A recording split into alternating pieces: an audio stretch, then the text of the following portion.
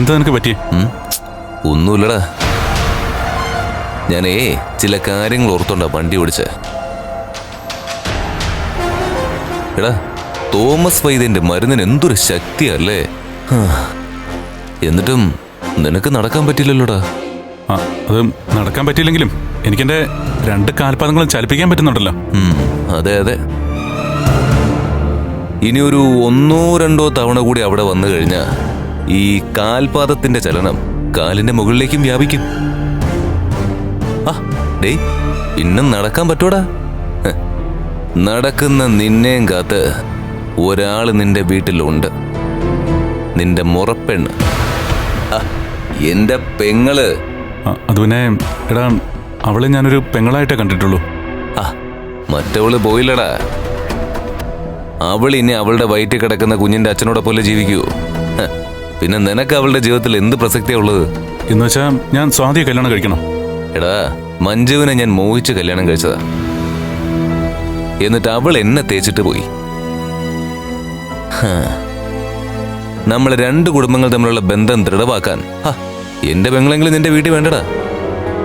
അത് പറയാനാണോ നീ എന്നെയും കൂട്ടി വന്നേ? ഏയ്, ഒരിക്കലും അല്ല. ഞാൻ പറഞ്ഞില്ലേ നിന്നോട്, എനിക്കൊരുപാട് സങ്കടങ്ങളുണ്ട്. അത് മനസ്സിൽ കിടന്നിങ്ങ് വിങ്ങുവാടാ.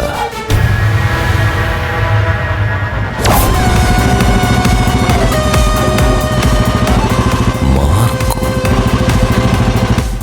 ഇവനല്ലെങ്കിൽ മറ്റാരോ അവനോട് വിളിച്ച് വിവരം പറഞ്ഞിട്ടുണ്ട്. കണ്ണാ, നീ ആ മാർക്കോയെ വിളിച്ചായിരുന്നോ? മാർക്കോയെ? ഞാനെന്തിനാണ് അവനെ വിളിക്കുന്നേ? അവൻ നമ്മളെ ഫോളോ ചെയ്ത് വരുന്നുണ്ട്.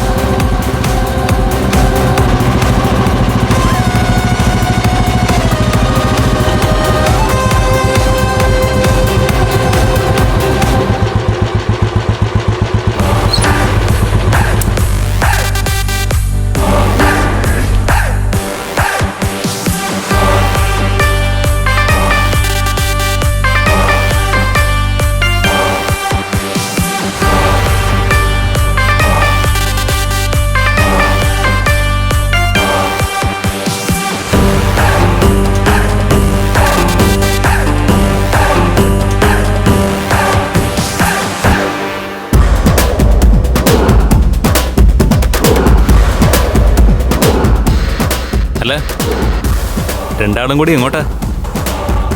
അതെന്തിനാ മാർക്കോ നീ അറിയുന്നത്? നിന്റെ കൈയും കാലും ഒക്കെ ശരിയായോടാ? തോമസ് സാറിന്റെ മരുന്ന് ശരീരത്തിൽ പിടിച്ചോ?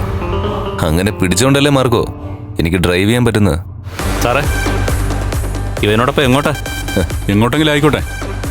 ഒരുത്തിയെ സപ്പോർട്ട് ചെയ്യുന്ന ആരോടും എനിക്കങ്ങനെ സംസാരിക്കണമെന്നില്ല. അവരുടെ ചോദ്യങ്ങൾക്ക് മറുപടി പറയാനും മനസ്സില്ല. കൊള്ളാവട കണ്ണ, അഭിനയം ഗംഭീരമായിട്ടുണ്ട്.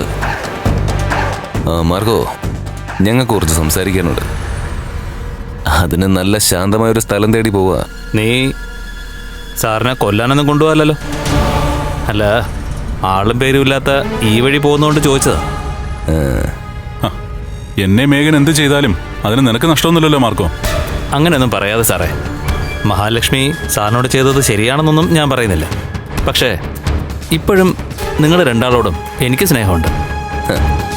ഞാൻ കണ്ണനെയും കൊണ്ട് തോമസ് സാറിന്റെ അവിടെ നിന്ന് ഇറങ്ങിയത് ആരോ മാർക്കയെ വിളിച്ച് പറഞ്ഞല്ലേ? അതെന്തെങ്കിലും ആയിക്കോട്ടെ. തിരിച്ച് നീ സാറിനെ സേഫായിട്ട് വിടുന്നത് വരെ ഞാനും കൂടെ കാണും. തിരുവല്ലത്ത് എവിടെയാ പോകുന്നത്? അവിടെ ഒരു ചെറിയ കുന്നുണ്ടല്ലോ, ഞങ്ങൾ അവിടെ പോയി കണ്ണനുമായിട്ട് സംസാരിക്കാനാ പോകുന്നത്. ശരി, അപ്പം ഞാൻ മുന്നിൽ തന്നെ ഉണ്ട്. പിന്നാലെ പോരെ. ഓ, നിന്നെ മുന്നിൽ വിട്ടാലേ നീ ചിലപ്പോൾ വെച്ച് പിടിച്ചങ്ങ് പോയിക്കളെ. കാറും ബൈക്കും തമ്മിലുള്ള മത്സരത്തിൽ ചിലപ്പോൾ കാറേ ജയിക്കും.